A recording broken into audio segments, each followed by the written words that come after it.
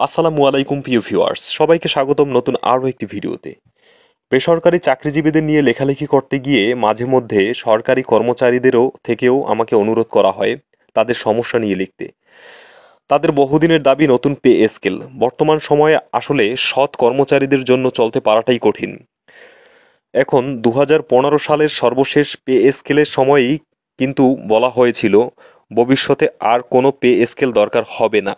নিয়মতান্ত্রিকভাবে 5% করে ইনক্রিমেন্ট দেওয়া হচ্ছে, যা মূল্যস্ফীতিকে সমন্বয় করবে। যারা প্রস্তাবনা করেছিলেন তারা কিভাবে জানলেন মূল্যস্ফীতি 5%-এর মধ্যে থাকবে? তাহলে এখন দয়টা কার?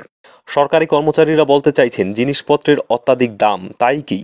আসুন দেখে নেই সরকারি হিসাব কি বলে। 2016 সাল থেকে 2025 সাল পর্যন্ত প্রতি বছর গড়ে মূল্যস্ফীতি আসে 6.34%। এখন গত বছরে মহার্ঘ ভাতা সহ 5% বৃদ্ধি ধরলে এই 8 বছরের বেতন বেড়েছে 5.60%। এখন সরকারি কর্মচারীদের যদি বেতন সমন্বয় হয় তাহলে কত বাড়বে জানেন? মাত্র 5.68%। সরকারি কর্মচারীদের তাদের ভাতার উপর ট্যাক্স দেওয়া লাগে না। সেই হিসাবে আসলে এই হিসাবে থেকে বেশি টাকা সমন্বয় হয়ে যায়। বেসরকারি খাতে কিন্তু বছর বছর ট্যাক্সের পরিমাণ বাড়ছেই। আরও আছে, সারা বিশ্বে এখন CTC cost to the company হিসাবে বেতন ভাতা হয়। সরকারি কর্মচারীরা পড়ে আছেন সেই ব্রিটিশ আমলের যুগেই।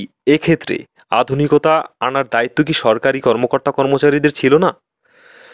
কর্মকর্তা কর্মচারীদের অনেকেই ভারতের বেতনের উদাহরণ দেন।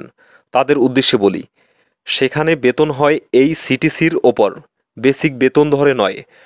আর তাদের চাকরি বাংলাদেশের মতো নিশ্চিত চাকরিও নয়। পারফরমেন্সের উপর ভিত্তি করে কাজ ঠিকঠাক মতো না করলে চাকরি চলেও যায়। যারা এই অবস্থা আনার পরেই ওদের সরকারি খাত আগের তুলনায় অনেক পেশাদার হয়েছে। আজ থেকে 25 বছর আগেও তারা আমাদের মতোই কি ছিল না? তো ভিউয়ার্স, আজকের ভিডিওটি এই পর্যন্তই।